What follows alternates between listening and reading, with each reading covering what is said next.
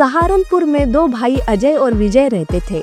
उनके पिता की कुछ महीने पहले ही मृत्यु हो गई थी, लेकिन जाने से पहले पिता ने अपने दोनों बेटों को जायदाद का हिस्सा बराबरी में बांट दिया था। बावजूद इसके बड़ा भाई अजय और उसकी पत्नी बड़े ही लालची थे और उसके उल्टा विजय और उसकी पत्नी बड़े ही भोले थे। मरने से पहले ही उनके पिताजी ने 4-4 एकड़ की खेती छोटे भाई विजय के लिए और बाकी बची हुई जमीन बड़े बेटे अजय के लिए बांट दी थी। लेकिन एक दिन अजय की पत्नी कहती है, अजी सुनिए जी, वो विजय बेवकूफ है, उसे इतनी बड़ी जमीन की क्या जरूरत, वो जमीन भी अपने ही नाम कर लो, दोनों मियाँ बीवी को 2 वक्त का खाना हम देते जाएंगे। अरे हाँ रूपा, तूने तो बड़ी फतेह की बात कही है। मैं कल ही विजय से बात करता हूँ, लेकिन चालाकी से ये काम करना पड़ेगा। दूसरे दिन सवेरे ही अजय जाकर विजय से कहता है, अरे सुन विजय, मुझे तुझसे कुछ बात करनी है। हाँ भैया बोलिए, क्या बात है। देख विजय, बाबूजी ने खेत तेरे नाम कर दिया है, लेकिन बाबूजी के साथ अकेला मैं ही था जो खेती करता था। तू तो बस बाकी के छोटे मोटे काम करता था। इसलिए मुझे लगता है कि, क्या लगता है भैया आपको, साफ साफ कहिए। मुझे लगता है कि तू खेती तो नहीं कर सकता, इसलिए ये 4 एकड़ खेती की जमीन मैं रख लेता हूँ। तू बची हुई जमीन जिस पर घर है वो रख ले। इस पर विजय की पत्नी विजय को बाजू में बुलाती है और कहती है, देखिए जी, जो भी निर्णय आप लेंगे उसे सोच समझ कर लेना, कहीं ऐसा ना हो कि हमारे हाथ में कुछ ना रहे। पता है ना अजय भैया बड़े ही लालची है पैसों के बारे में। अरे नहीं सीता, मुझे मेरे भाई पर पूरा भरोसा है, तू कुछ ज्यादा ही सोच रही है। विजय अपने भाई के पास जाता है। ठीक है भैया, मुझे कोई दिक्कत नहीं, जैसा आपको ठीक लगे, लेकिन मुझे रहने के लिए घर नहीं है, इसलिए खेत में ही एक घर बनाना चाहता हूँ मैं, और इसमें तू मेरी मदद करना।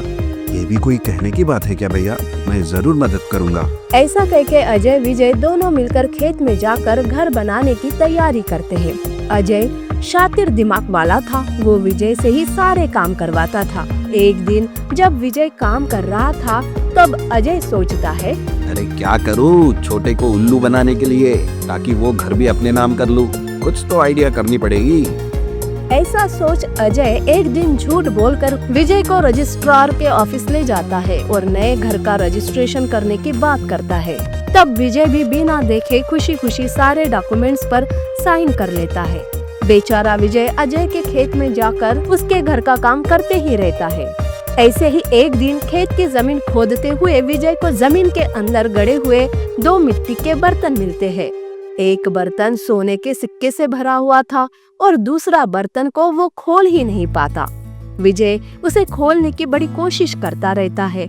तभी अजय की नजर विजय पर पड़ती है और वो उसके पास आता है।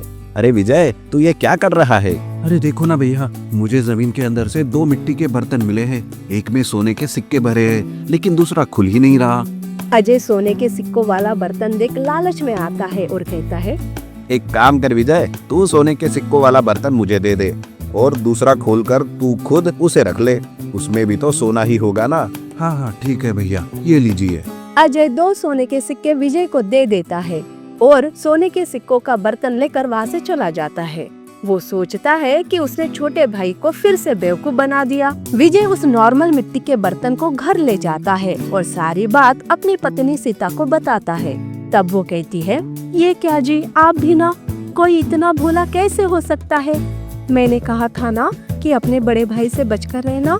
लो, अब ले गए ना वो सोने के सिक्कों का बर्तन और हमें दे दिया ये खाली बर्तन। अरे तुम परेशान मत हो सीता, भैया ने मुझे 2 सिक्के दे दिए हैं, ताकि इस बर्तन में कुछ ना कुछ निकले तो हिसाब बराबर करने के लिए। अच्छा जी, पूरा सिक्कों से भरा हुआ बर्तन वो ले गए और आपको दिए सिर्फ 2 सिक्के, ये कैसा बंटवारा है।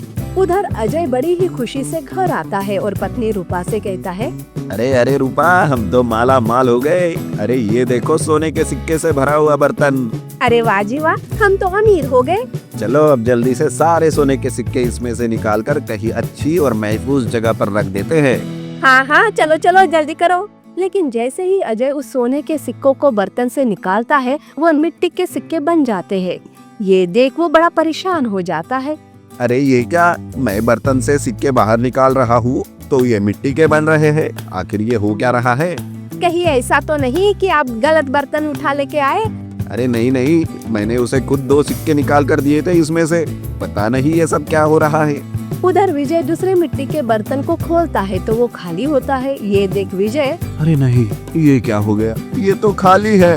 मैंने तो पहले ही कहा था कि बड़े भैया से बच कर रहना, लेकिन आप भी ना। चलो कोई बात नहीं, कम से कम ये 2 सिक्के तो अच्छे से रख देते हैं इस बर्तन में। ऐसा कहकर सीता उस खाली मिट्टी के बर्तन में 2 सोने के सिक्के डाल देती है। कुछ चमत्कार ही होता है और 2 सिक्के 4 में बदल जाते हैं। ये देख दोनों भी चौंक जाते हैं। वो दोनों धीरे धीरे उस बर्तन में एक एक सिक्का डालकर काफी सारे सोने के सिक्के बना लेते हैं और अमीर बन जाते हैं। लेकिन उधर बड़े भाई अजय की तबीयत एक दिन खराब हो जाती है। उनके पास अब कुछ भी नहीं रहता। तब एक दिन अजय की पत्नी रूपा विजय के पास आती है और अजय की तबीयत के बारे में बताती है। तब विजय जल्दी से अपने भाई अजय को अस्पताल ले जाता है और उसका इलाज करवाता है। इस तरह से छोटा भाई बड़े की जान बचाता है। तब अजय और रूपा कहते हैं, मुझे माफ कर दे विजय, चुपके से मैंने सारी जायदाद अपने नाम करवा ली थी, लेकिन तूने एक शब्द भी नहीं बोला मुझे।